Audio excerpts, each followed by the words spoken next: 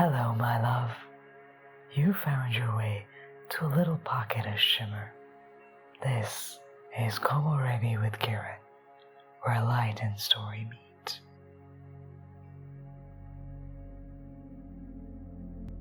There's something quietly unsettling about things left unfinished.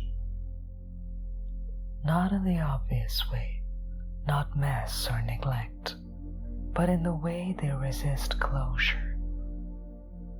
A sculpture paused mid-curve, a book that still holds its place halfway through, a sentence that lingers, waiting for its ending.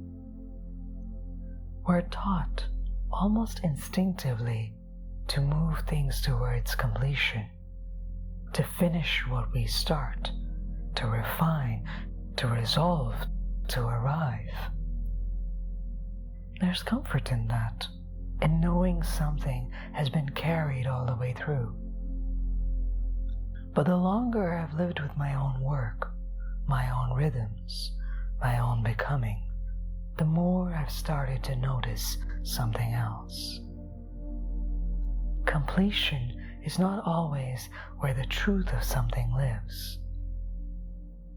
Sometimes it's in the pause, in the interruption, in the moment where something refuses to become what we imagined it would. Unfinished things hold a kind of tension. They ask us to stay with them longer than we'd like, to sit with uncertainty, to loosen our need for resolution. And cracks, the ones we didn't plan for, didn't design, didn't choose, they do something even more unsettling. They interrupt the story we were telling ourselves about how things were supposed to turn out. But if we stay with them, really stay, sometimes the shimmer isn't in the finished piece at all. It's in the fracture.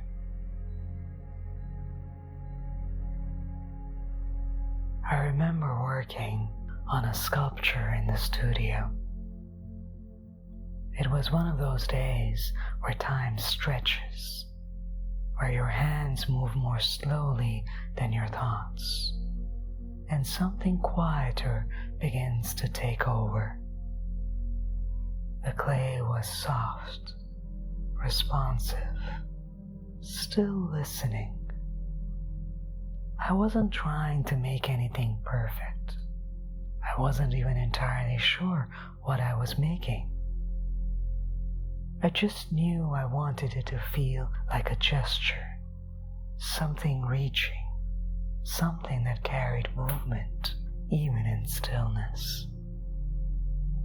So I worked slowly, pressing, lifting, letting the form rise, then fall back into itself, following instinct more than plan. Hours passed without urgency. I'd step back, tilt my head, walk around it, not to judge it, but to understand it.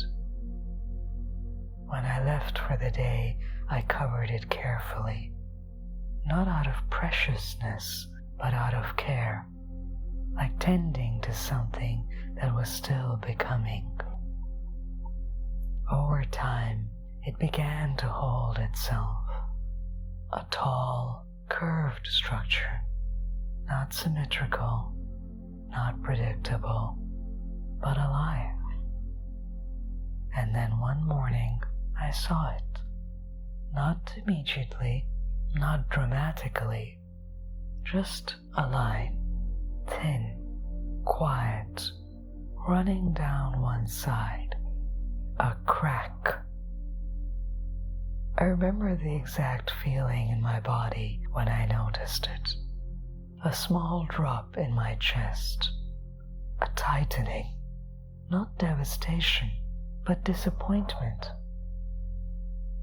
Because I had been careful, I had paid attention, I had done everything right, and still the clay had decided otherwise. I stood there longer than I needed to, looking at it, not touching it yet, as if maybe it would disappear if I didn't acknowledge it fully. But it didn't, so I reached out, ran my finger along the line, and felt it.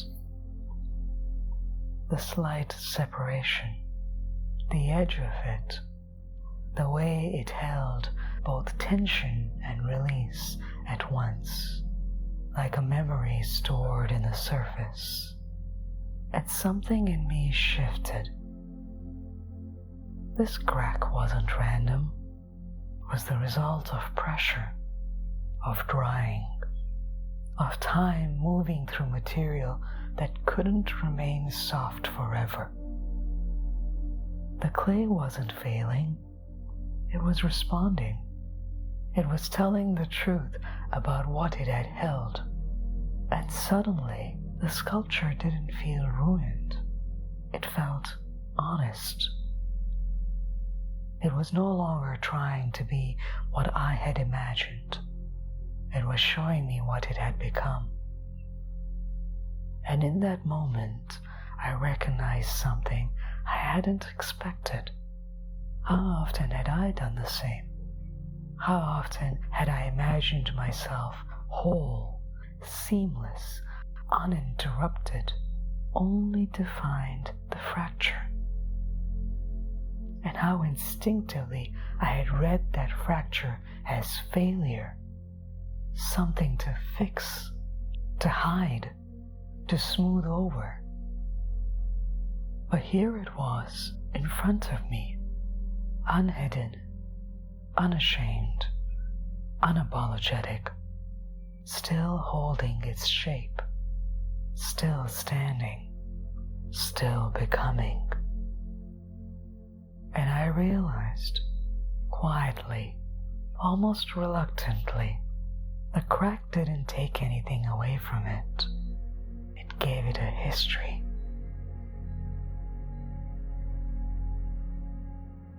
We don't often know what to do with the parts of ourselves that didn't turn out as planned. The interruptions, the pauses, the versions of our lives that remain incomplete. We're taught to measure ourselves by continuity, by how smoothly we move from one stage to the next, how well we hold together. But real life doesn't move like that. It dries unevenly. It holds pressure in places we didn't notice.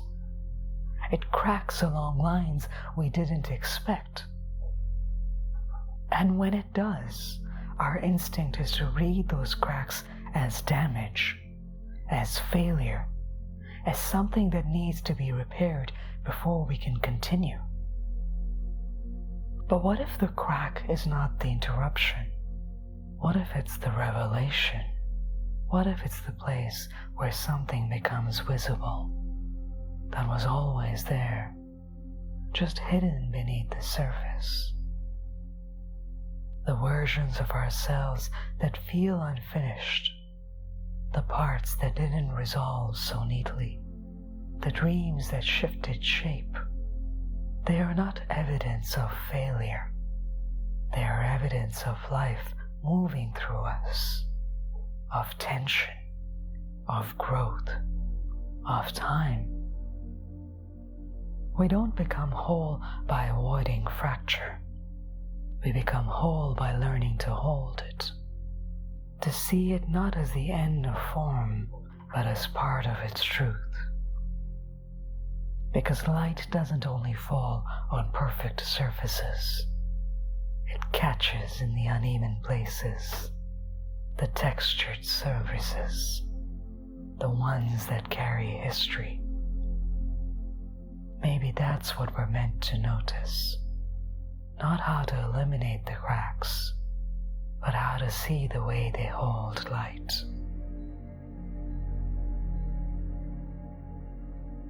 So I want to invite you into a quiet moment with me, No fixing, no reframing, just noticing. Let your body settle wherever you are. You don't need to sit a certain way. Just arrive. And gently bring to mind something in your life that feels unfinished, not urgent, not dramatic, just unresolved. A project, a direction, a version of yourself you thought you would have become by now. Notice how it lives in you, where it sits, how it feels. Is there tension there? A quiet disappointment? A story you've been telling about what it should have been?